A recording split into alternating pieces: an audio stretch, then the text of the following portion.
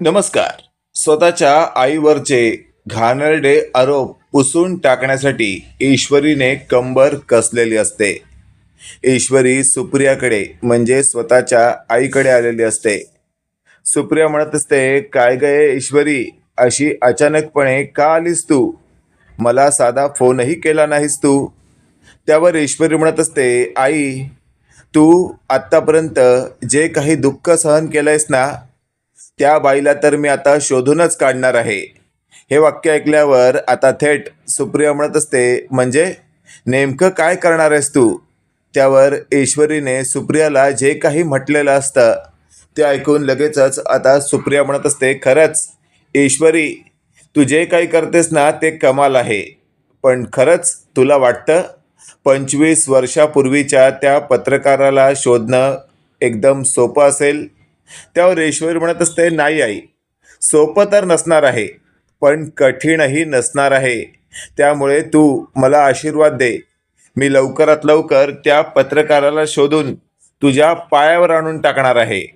हे वाक्य ऐकल्यावर आता सुप्रिया म्हणत असते, पण तू सुरुवात कशी आणि कुठून करणार आहेस? त्यावर ईश्वरीने लगेचच आता सुप्रियाला स्टार्ट टू एंड सगळं काही सांगितलेलं असतं. ते ऐकल्यावर लगेचच आता सुप्रिया म्हणत असते, चल येशू, मी येते तुझ्याबरोबर. त्यावर ईश्वरी म्हणत असते, नाही आई, तुला माझ्याबरोबर यायची काहीच गरज नाहीये. मी एकटीने सगळं काही हँडल करू शकते. त्यावर सुप्रिया म्हणत असते, ईश्वरी, जेवढं वाटतंय तेवढं सोपं नाहीये हे. त्यावर ईश्वरी म्हणत असते, आई, ज्या ठिकाणी मला तुझी गरज पडेल ना, त्या ठिकाणी मी तुला स्वतःहून बोलवेन. त्यावर सुप्रिया म्हणत असते, ठीक आहे, तू तर माझीच मुलगी आहेस ना, हट्टी असणारच. आणि अशातच आता ईश्वरी थेट त्या ठिकाणाहून त्या पत्रकाराला शोधण्यासाठी गेलेली असते. इकडे आपण पाहतोय आता एका वार्ताहराच्या ठिकाणी ईश्वरी पोहोचलेली असते. त्या ऑफिसमध्ये एक गृहस्थ बसलेले असतात. ईश्वरी त्यांना जाऊन भेटते आणि म्हणत असते, मला तुमची एक हेल्प हवी आहे. हे वाक्य ऐकल्यावर ते वार्ताहर म्हणत असतात, कसली हेल्प? ईश्वरीने सगळं काही सांगितल्यावर ते वार्ताहर म्हणत असतात, 25 वर्षापूर्वीची गोष्ट आहे. आता एवढं कुठे कोण लक्ष देत आहे? अचानकपणे तुम्ही कशा काय जागा झालात? त्यावर ईश्वरी म्हणत असते, खरं तर या श्रीकांत धुमाळ नावाच्या व्यक्तीला शोधण्यासाठी मी काही करू शकते, पण सुरुवात तुमच्यापासून करते, कारण तुमच्याच ऑफिसमध्ये तो व्यक्ती पत्रकार म्हणून कामाला होता. हे वाक्य ऐकल्यावर लगेचच आता त्या गृहस्थांना कळून चुकलेलं असतं. ईश्वरी ज्या श्रीकांत धुमाळ बद्दल विचारते ते तर आता रिटायर झाले आहेत आणि ते सध्या गावी असतात. अशातच आता ईश्वरी म्हणत असते, काय, कसला विचार करताय? त्यावर ते गृहस्थ म्हणत असतात, बघा मॅडम, तुम्हाला जी व्यक्ती हवी आहे ना, श्रीकांत धुमाळ, ती आता मुंबईत नसते. त्यावर ईश्वरी म्हणत असते, मुंबईत नसते म्हणजे? त्यावर ईश्वरीला ते गृहस्थ म्हणत असतात, म्हणजे ते कधीच रिटायर झाले आणि ते सध्या आपल्या गावी असतात. हे वाक्य ऐकल्यावर ईश्वरी म्हणत असते, काय? आणि अशातच आता ते गृहस्थ म्हणत असतात, हो. त्यावर ईश्वरीने लगेचच आता त्यांचं गाव कोणतं, सगळं काही पत्ता त्या व्यक्तीकडे मागताच ते गृहस्थ म्हणत असतात, त्या संदर्भात डिटेल माझ्याकडे नाहीये, पण मी तुम्हाला एक पत्ता देऊ शकतो. त्या पत्त्यावर तुम्ही जा. मुंबईत अमुक ठिकाणी ही व्यक्ती राहत होती, श्रीकांत धुमाळ. त्याच्या शेजारी नक्कीच तुम्हाला या संदर्भात काही ना काही मदत नक्की करतील. त्यावर ईश्वरीने लगेचच आता तो पत्ता घेतलेला असतो आणि ती श्रीकांत धुमाळ मुंबईत ज्या ठिकाणी राहायचे त्या ठिकाणी पोहोचलेली असते. आता आजूबाजूला चौकशी करताना एक काकू भेटलेल्या असतात. त्या काकू म्हणत असतात, तू त्या पत्रकारांना शोधत आली आहेस का? अगं, पण ते तर आता त्यांच्या गावी असतात. ईश्वरी म्हणत असते, हो, मला कळलंय. आणि अशातच आता ईश्वरीने त्या काकूकडे त्या श्रीकांत धुमाळच्या गावचा पत्ता मागितलेला असतो आणि लगेचच त्या काकूने सगळं काही लिहून दिलेलं असतं. ईश्वरी आता स्वतःशी बोलत असते, याला शोधण्यासाठी मला पाताळात जावं लागलं तरी मी जाईन, याला मी तर सोडणारच नाही. आणि अशातच आता ईश्वरी घरी आलेली असते. तेवढ्यात अर्णव ईश्वरीच्या समोर येतो आणि म्हणत असतो, काय गये, होतीस कुठे तू सकाळपासून? त्यावर ईश्वरी म्हणत असते, अर्णव सर, छडा लावायला गेले होते. त्यावर अर्णव म्हणत असतो, कसला छडा? त्यावर ईश्वरी म्हणत असते, सर, माझी आई आणि तुमच्या बाबांचं जे काही अफेअर आतापर्यंत समाजासमोर फालतू कारणाने आलं होतं ना, त्याचा छडा लावण्यासाठी गेले होते. हे वाक्य ऐकल्यावर अर्णव म्हणत असतो, काय चाललंय तुझं? त्यावर ईश्वर म्हणत असते, सर, तुम्हाला जाणून घ्यायची इच्छा नाहीये का? माझी आई ज्या बाईबद्दल बोलते, त्या बाईने ज्या पत्रकाराला पैसे दिले होते हे सगळं कांड घडू आणण्यासाठी, त्या पत्रकाराचं नाव, त्या पत्रकाराचा पत्ता शोधून काढलाय मी.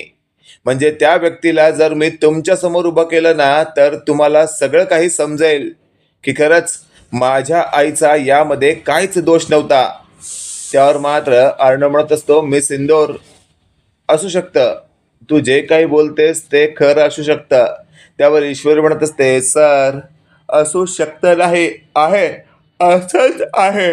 त्यावर लगेचच आता ईश्वरीला अर्णव म्हणत असतो, मग काय ठरवलंयस तू?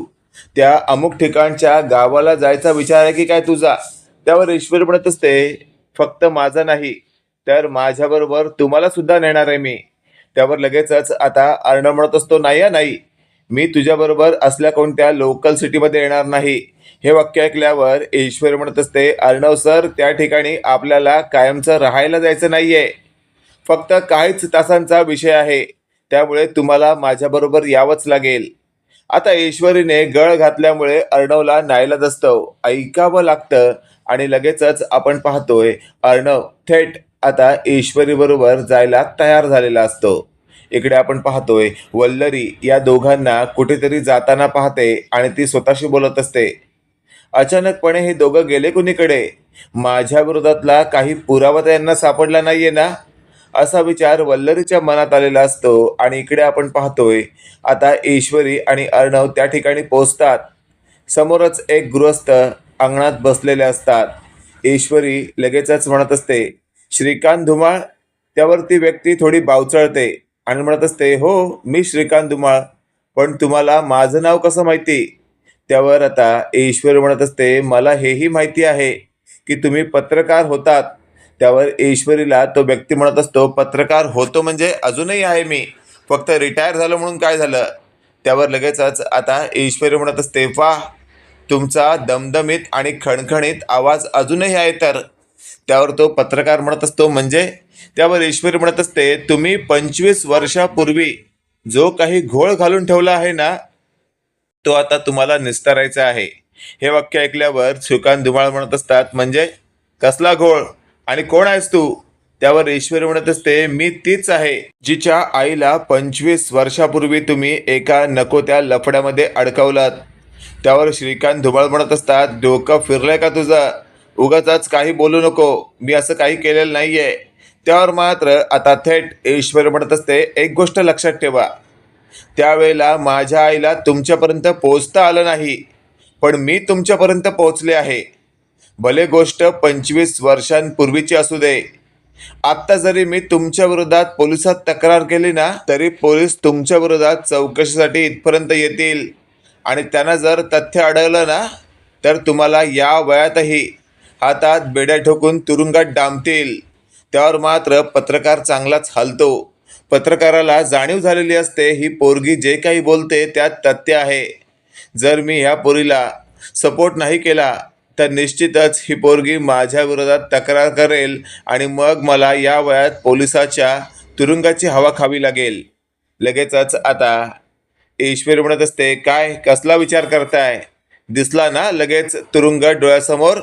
त्यावर लगेचच आता तो पत्रकार म्हणत असतो, खरं तर मला या प्रकरणाची वाचा खूप आधीच फोडायची होती, पण एका बाईमुळं मला या प्रकरणाची वाचा फोडता आली नाही.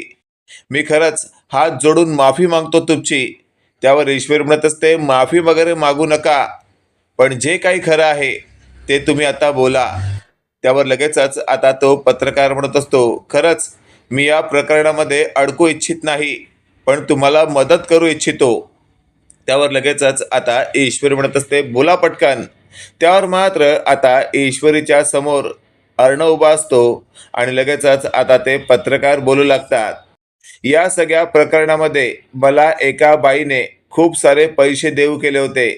मी त्या बाईला म्हटलं होतं की मला पैसे नको आणि मी असलं कोणतंही चुकीचं काम करणार नाही, पण त्या बाईने खरंच मला जीवे मारण्याची धमकी दिली होती आणि त्या भीतीपोटी मी हे काम केलं.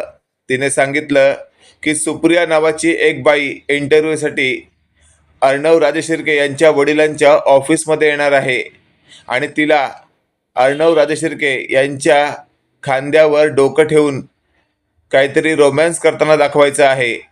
म्हणजे या दोघांचं काहीतरी अफेअर आहे. त्यात त्या वल्लरी नावाच्या बाईने एका ग्लासामध्ये ज्यूस बनवून त्यात काहीतरी झोपेचं औषध मिसळलं होतं आणि ते अर्णवच्या वडिलांना दिलं होतं.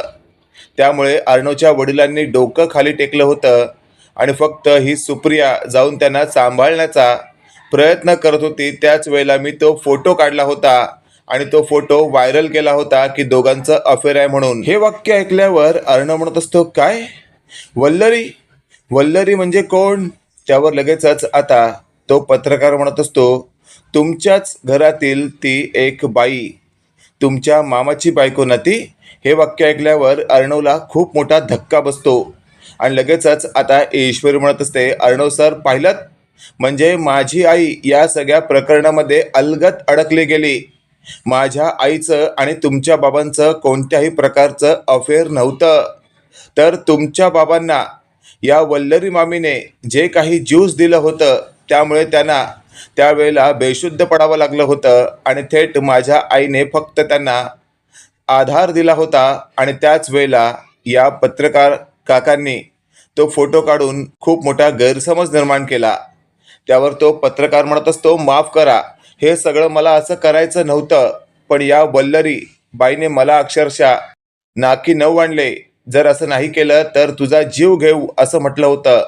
मला नाईलाजास्तव हे करावं लागलं आणि त्यानंतर या प्रकरणाला वाचा मला फोडायची होती, पण ही वल्लरी एनी टाईम मला मारून टाकेल, मला अशी भीती होती.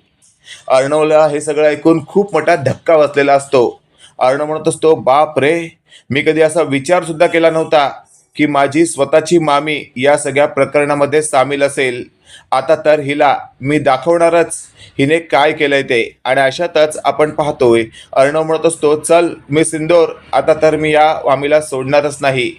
त्यावर ईश्वर म्हणत असते, थांबा सर, या श्रीकांत धुमाळ पत्रकारांना घेऊन गेल्याशिवाय आपल्याला काहीच सत्य मांडता येणार नाही, यांना सुद्धा तिथं न्यावं लागणार आहे.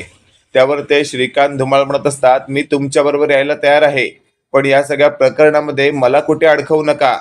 त्यावर ईश्वरी म्हणत असते, काळजी करू नका, मी तुम्हाला या सगळ्या प्रकरणामधून व्यवस्थित सोडवेन. आणि लगेचच आता ईश्वरी, अर्णव आणि ते श्रीकांत धुमाळ थेट मुंबईला यायला निघालेले असतात.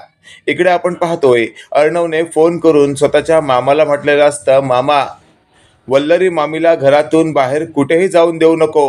हे वाक्य ऐकल्यावर आता संजय म्हणजेच अर्णवचा मामा म्हणत असतो, का रे काय झालंय? त्यावर आता लगेचच अर्णव म्हणत असतो, मामा सांगतोय तेवढं कर. आणि लगेचच मामाने सगळे मेन दरवाजे लावलेले असतात. वल्लरी हे सगळं पाहते आणि म्हणत असते, काय चाललंय तुमचं? त्यावर लगेचच आता अर्णवचा मामा हसू लागतो. तो म्हणत असतो, आज तुझी वाट लागणार आहे. हे वाक्य ऐकल्यावर वल्लरी म्हणत असते, म्हणजे? त्यावर मात्र अर्णवचा मामा म्हणत असतो, म्हणजे वाघाचे पंजे, तुझी वाट लागणार हे मात्र निश्चित आहे. अर्णवने फोन करून सांगितलंय की तुला कुठे जाऊन द्यायचं नाही. त्यावर मात्र आता वल्लरीला कळून चुकलेलं असतं, ईश्वरी आणि अर्णव सकाळपासून गायब आहेत.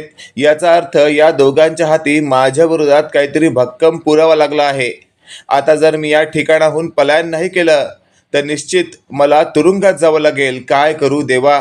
आणि अशातच आता वल्लरी म्हणत असते, अहो असं काय करताय? मेन दार उघडं ठेवा. जोपर्यंत हे दार तुम्ही उघडं ठेवणार नाही ते लोक घरात कसे काय येतील? त्यावर अर्णवचा मामा म्हणत असतो, तू काय मला येडं समजतेस का?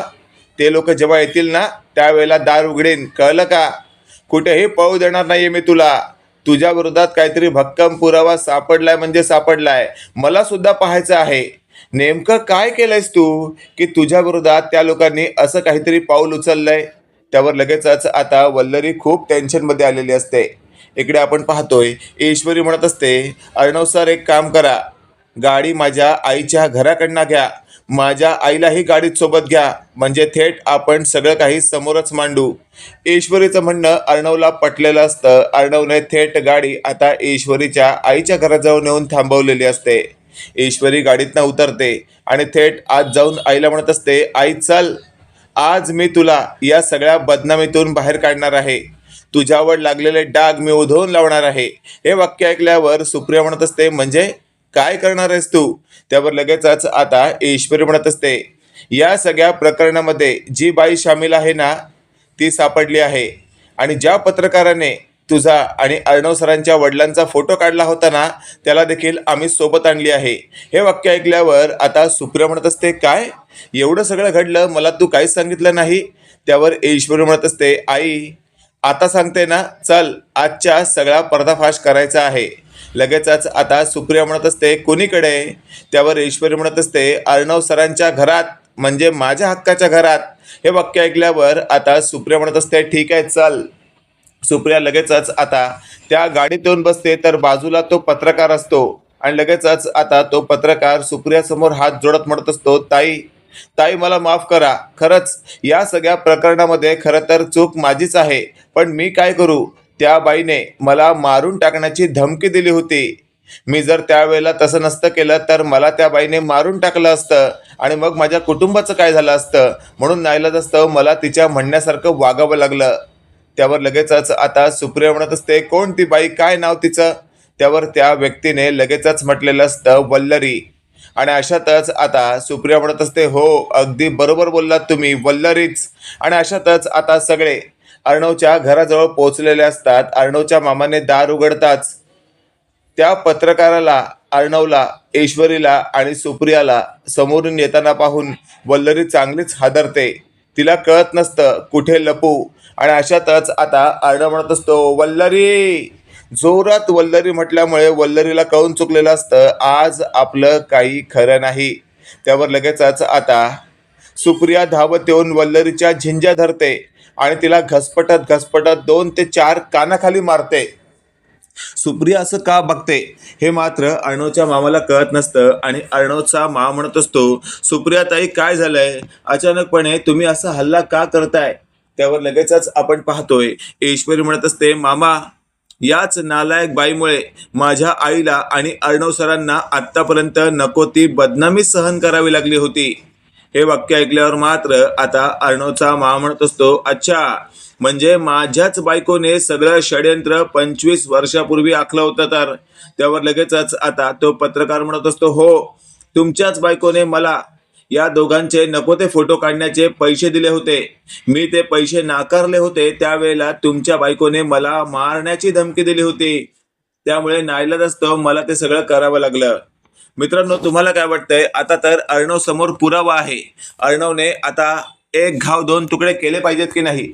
कमेंट करून नक्की कळवा. आणि असेच नवनवीन अपडेट पाहण्यासाठी व्हिडिओला लाईक आणि चॅनलला नक्की सबस्क्राईब करा. धन्यवाद.